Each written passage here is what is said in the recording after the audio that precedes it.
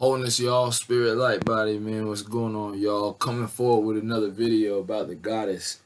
So, we've talked about this before. You got to understand that when you leave the womb of your mother, you never leave the womb, because then you walk out in and you're born into the womb of the earth, so you're always contained within something. Think about it. You were inside of your mother's stomach, right? It's the same thing when you come out to the earth. You're inside of the earth, so they want you to believe that you live on a spinning ball, when that's crazy, man. Like, yo, like, you don't live on a ball, you live within a spherical structure. See what I'm saying? Which we know as a torus field. And so anyway, this goddess, right? She's a cult, man. Like, yo, like, meaning that they hit her.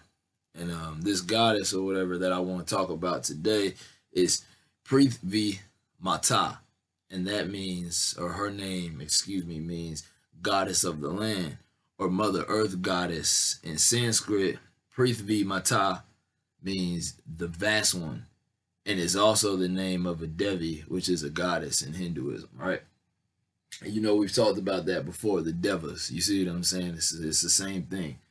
And it's funny how when you get into this stuff, it always leads back to yourself. You know what I'm saying? Because you have a divine feminine energy within you, and you have a divine masculine energy within you. And obviously, we know in this day and time that the male energy is more predominant, and it's often usually very distorted. And everything you get with the feminine, like the deva, the devi, you see what I'm saying? Like the devil, you see what I'm saying? It's always anything dealing with you women, the goddess, is always shunned or demonized. You see what I'm saying? Like, women are very curvy, magnetic beings, like the snake. You see what I'm saying? The curve. So you often see the snake with the goddess. You see what I'm saying? And also, that's how energy moves too, like the sine wave. You see what I'm saying? You watch a snake move, it's just like a sine wave, literally. In fact, I mean, shit, you may as well say it is.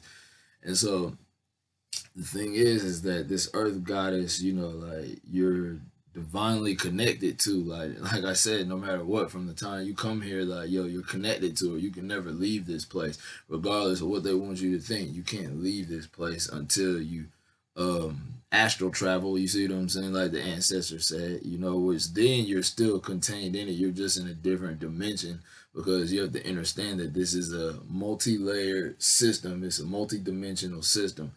And that's where, like, you get the geometry of the earth and the ether and stuff, the 64 tetrahedrons. You see what I'm saying? Or what we call a torus field, and we're contained inside of that. Like I said, you don't live on a spinning ball, you live within a spherical structure. See what I'm saying? And there is a foundated aspect to this thing, like we've been through before, and a lot of that deals with the goddess. They don't want to tell you about that. See what I'm saying? Like, so they start talking about the goddess, you got to start getting into free energy, your true purpose of being here. Everything is divine. You see what I'm saying? Not cursing the feminine energy, not making it evil. See what I'm saying? Like, yeah. And then that means you tap into your mother, you tap into yourself. You see what I'm saying? And you know that, hey, everything is divine, including myself, and that I'm not some sinner, I'm not some lowly wretch. You see, I'm not a piece of trash. Like, it doesn't work like that, man. Like, everything is divine. And I just want to give thanks to the goddesses in my life. My mother, like, thank you, mom. I say, and my wonderful wife, thank you, babe. I appreciate you. Some of the most beautiful goddesses in my life, always uplifting me and helping me move forward, man. Like, it's just what it is. And I gotta speak up for the goddess, because, man, y'all don't realize, I think, a lot of times how much you've been under fire. They're still showing you this today. You see what I'm saying? There's stuff going on with the Taliban now. It's funny, man. Matter of fact, let me get on that real quick, too, because I don't care what religion you're talking about. I don't care which one it is. Name anyone you want. Islam, I got a picture of the goddess that predates Islam, Allah. Her name is Allah. Matter of fact, the one, I'll let you know when it comes up here in a few minutes or whatever. But, yeah, and it's other Islamic goddesses too. But I mean, any religion you want to name, and anything on it don't matter. I can show you a goddess before a god. It's just fact. Like, you've never seen a being here on this earth walking around that didn't come through that womb. I mean, it's reality. And often you see the goddess associated with like a fish or like some aquatic type being. Now you have to understand in some of the deepest levels of occultism, we understand that everything comes from the ocean. That the sky above you, you see what I'm saying? What they call space is a vast ocean. You see what I'm saying? That's why it said that Prithvi Mata's abode was Dayuloka, which is Sanskrit for heavenly world. You see what I'm saying? And Dayuloka is also known as the realm of existence, which would be Samsara, where souls are reborn as gods and goddesses to live out a life based on one's karma before and after, you know, the beginning of the death and rebirth cycle over and over. You see what I'm saying? So everything that you do is very important.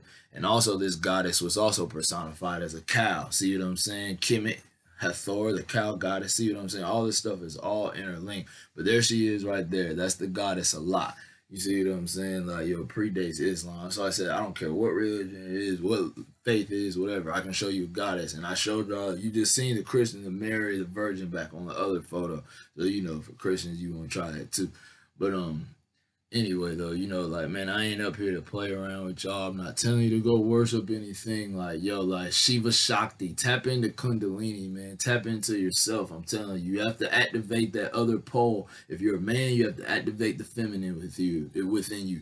If you're a female, you have to activate the masculine within you. But in balance, you see what I'm saying? Once you tap into these poles, you activate Shiva Shakti, the masculine and the feminine active within you, capable of doing all things. The true activated human being, what they really fear and what they're really afraid of. They ain't afraid of you talking about guns or rapping and blah, blah, blah, hooping and hollering and all that. They're scared of you tapping into that Kundalini, that serpent power within yourself. You see what I'm saying? Tapping into the goddess and the God within you that you are. See what I'm saying? You can't come from something and not be it. Understand that, yo. Understand that. You cannot come from something and not be it.